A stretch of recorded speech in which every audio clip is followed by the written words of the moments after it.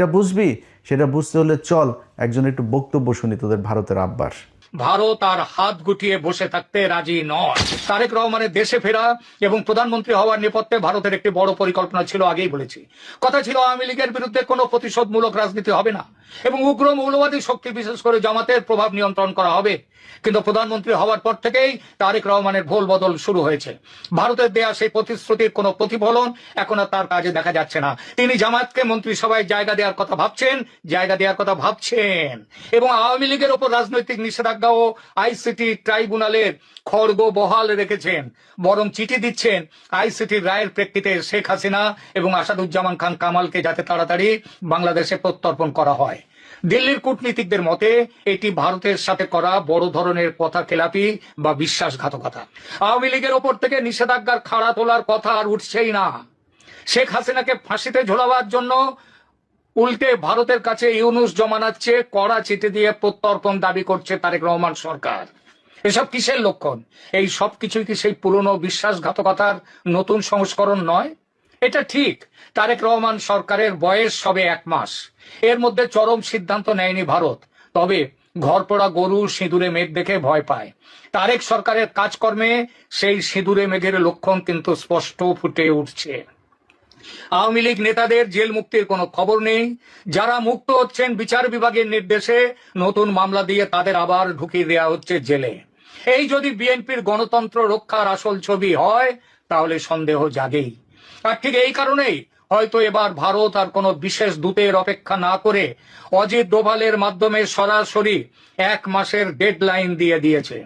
ভারত তার সাথে কথাবার্তা বলে শুধু কয়েকটি শর্তে, কয়েকটি বিষয়ে কেবল একমত হয়েছিল, কথা নিয়েছিল তারেক রহমানের কাছ থেকে। তাদের মধ্যে 1, ভারতের উত্তর পূর্বাঞ্চলের বিচ্ছিন্নতাবাদীদের যেন বাংলাদেশের মাটি ব্যবহার করতে দেয়া না হয়। 2, দেশে ইনক্লুসিভ রাজনীতি যেন ফিরিয়ে আনা হয়, অর্থাৎ আওয়ামী লীগকে সরকারি নিষেধাজ্ঞা থেকে মুক্ত করা যেন হয় এবং একই সঙ্গে ক্রাইম ট্রাইব্যুনালের অন্যায্য অবৈধ বিচারকে আইন বিরুদ্ধ বলে ঘোষণা করে সেই বিচারকে বাতিল করা এবং 3, সরকারে কোনোভাবেই চরমপন্থী বা মৌলবাদী শক্তির যেমন জামায়াতের সরাসরি অংশগ্রহণ থাকবে না। ভারতের এই 3 শর্তে সহমত হলে তারেক দেশে ফেরেন এবং ভারত সব রকমের সহযোগিতা দিয়ে তারেকের জয়ের পথ প্রশস্ত করে। কিন্তু প্রধানমন্ত্রী হবার পর তারেক রহমান কি সেই 2004 সালের মতোই ভারতের বিশ্বাস ভাঙতে চলেছেন? ভবিষ্যতের পথ নিষ্কণ্টক রাখতে শেখ হাসিনার দেশে ফেরা বন্ধ করো, মৃত্যুদণ্ড বহাল রাখো, আওয়ামী লীগকে নিষিদ্ধ রেখে দাও, রাজনীতিতে যেন ফিরতে না পারে আওয়ামী লীগ, যাতে আমেরিকার দালালি করবার জন্য বাংলাদেশ অনন্তকাল তৈরি হতে পারে। দিল্লির রণমূর্তি এই কারণেই, এই জন্যই অজিত ডোভালের চরম বার্তা। কেননা পরিস্থিতি আবার সেই 2004-এর দিকে চলেছে। এই পরিস্থিতিতে ভারত আর হাত গুটিয়ে বসে থাকতে রাজি নয়। নির্ভরযোগ্য সূত্রের খবর অনুযায়ী সেখানে ডোভাল সাহেব কোনো কূটনৈতিক মারপ্যাঁচ নয়, বরং সরাসরি টাইম বাউন্ড হুঁশিয়ারি দিয়েছেন বাংলাদেশের ডিজিএফআই কে সামনে বসিয়ে। কি ছিল সেই হুঁশিয়ারিতে? 1, আগামী 1 মাসের মধ্যে আওয়ামী লীগের ওপর থেকে সমস্ত রাজনৈতিক নিষেধাজ্ঞা তুলে নিতে হবে। 2, আইসিটি অধ্যাদেশ এবং তার অধীনে দেওয়া সমস্ত সাজা ও শেখ হাসিনার মৃত্যুদণ্ডের নির্দেশ বাতিল করতে হবে। 3, যদি এই 1 মাসের মধ্যে কোনো কার্যকর পদক্ষেপ না নেওয়া হয় তবে ভারত তার নিজের স্বার্থ, তার জাতীয় স্বার্থ রক্ষায় যে ব্যবস্থা উপযুক্ত মনে করবে সেই ব্যবস্থা নিতে বাধ্য হবে। এই হুঁশিয়ারি শুধু কথার কথা নয়।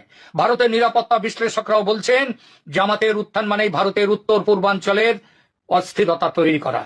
ভারত কোনোভাবেই তার প্রতিবেশী রাষ্ট্রে পাকিস্তান ঘেঁষা কোন মৌলবাদী শক্তি, যে শক্তি বাংলাদেশের স্বাধীনতার শত্রু, তাদেরকে সহ্য করবে না। ভারত স্পষ্ট বলেছে সংসদে বিএনপির একক সংখ্যাগরিষ্ঠতা আছে, তবুও জামায়াতকে মন্ত্রী করার কথা উঠছে কেন? পুরনো ভালোবাসার টান, আমেরিকার চাপ? বাংলাদেশ যেন মনে রাখে আমেরিকার সমস্ত হুমকি উড়িয়ে দিয়ে 71-এ ভারতের ফৌজ স্বাধীন করেছিল বাংলাদেশকে। আজ দরকার হলে ভারতের ফৌজ উপযুক্ত ব্যবস্থা নিতে এবারও পিছিয়ে আসবে না। এই হইল ভারতের বন্ধুত্ব। এটা শুরু আজকে থেকে না, সেই 1971 সালের 16ই ডিসেম্বর থেকে শুরু করে আজকে পর্যন্ত ভারত কখনো মানতেই পারে নাই যে বাংলাদেশ একটা